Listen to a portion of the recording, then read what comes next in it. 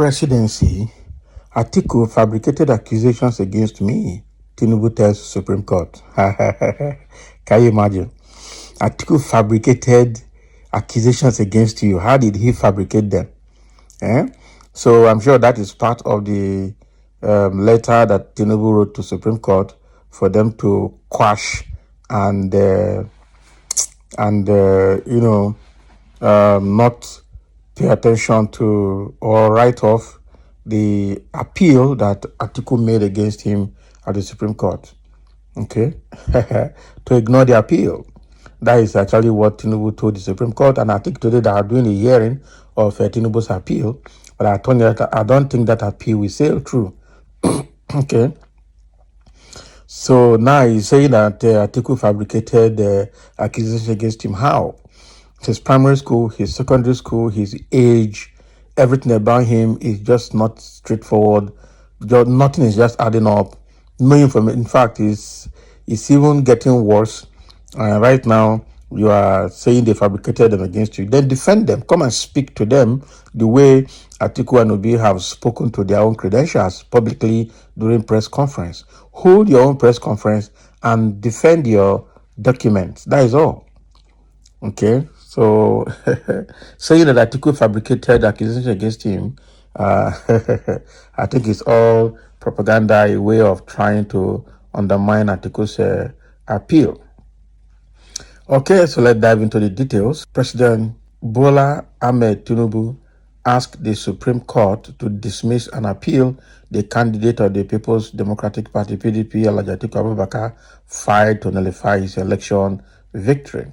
Tinubu, in a 42-page brief of argument he filed through his team of 17 lawyers, comprising of 10 senior advocates of Nigeria, urged the Apex Court to affirm what he termed as well-considered decision of the Court of Appeal, which while sitting as the Presidential Election Petition Court, PAPC had on September 6 dismissed the joint petition that Atiku and his party entered against him, insisting that he was validly returned by the Independent National Electoral Commission as the winner of the presidential poll that they held on February 25, 2023.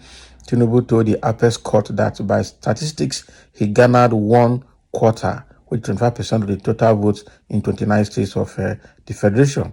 That is not the issue. Where is the record to prove it? He told the court that the former vice president and the PDP only managed to secure 25% of the total votes in 21 states of the Federation, as against the constitutional requirement of 24.7 states. Okay, which is the mathematical result of 2/3 of the 36 states of the Federation and the FCT making 37. So Tinubu maintained that having secured the highest number of valid votes cast and having fulfilled all constitutional requirements in that regard, INEC had no option than to declare him as the winner of the presidential contest. He told the Apex Court that Atiku and the PDP, being dissatisfied with the outcome of the election on March 21, approached the PAPC on trumped-up allegations of non-compliance with provisions of the Electoral Act 2022, corrupt practices, non-scoring of majority of lawful votes cast at the election, and non-qualification of the respondent. So according to President Tinubu, the hyperbolic character of the foregoing allegations was exposed by the petition itself, which had no facts in support thereof. Who told you? Starting from the allegation of non-qualification of the respondent, all that the appellant submitted to the lower court through their petition was that the second respondent, Tinubu, was at the time of the election not qualified to contest the election, not having the constitutional threshold.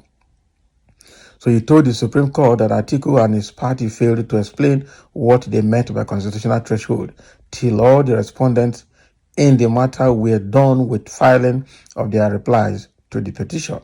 It was at this point that they rolled out their drums of cooked up allegations of discrepancies in the second respondent academic qualifications, dual nationality, and sundry bemusing allegations from the back door. Can you imagine? So while they also claim to have won the highest number of votes cast at the election, As against INEC's declaration throughout their petition, they did not suggest an alternative score which they considered correct, whether for themselves or the respondent. Though they had alleged that the election was riddled with non-compliance and corrupt practices, the paragraphs of their petition putting up these allegations were nothing short of vague, imprecise, generic, and nebulous. In English, for these allegations, which ought to have been specifically demonstrated through facts and figures like polling units and numbers, the appellants, through their petitions, choose to regale the lower court and respondents with breathtaking suspense by stating that the said fact will be disclosed in their statistician's report, which was not part of the petition filed. So it is only commonsensical that the respondent will only be able to respond to the facts in the petition and not on the crucial, albeit anticipated statistician's report, since even the devil himself knows not the heart of man. Can you imagine? So continuing, President Tinubu told the Apex Court that out of 27 witnesses that Atiku called, 13 of them did not have their witness statements front-loaded with the petition. So with this, it was obvious that the appellants did not intend to prosecute the petition, but rather to venture into some form of blockbuster laced with thrilling suspense, stunning surprises, and ecstatic hide-and-seek recreational activities.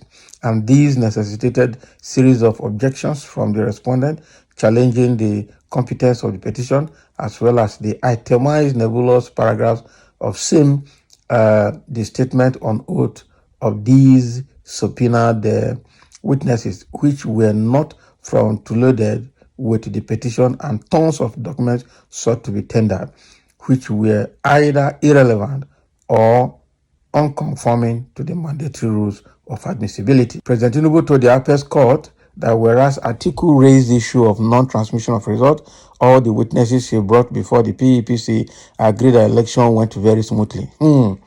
Where INEC complied with all the prescribed procedures. He therefore urged the Supreme Court to dismiss Atiku's appeals as lacking in merit and to affirm the election and return of the respondent by INEC as the President of the Federal Republic of Nigeria, having scored the highest number of lawful votes cast and fulfilling all constitutional requirements. Tinubu. So this is exactly what he has asked the appeal court to do. And somebody is saying President Tinubu till 2031. That is 8 years from now. Somebody says truth need no clutches. When it limps, it is a lie. PABT, be focused. Can you imagine? Okay, so what is this old man is taking us for?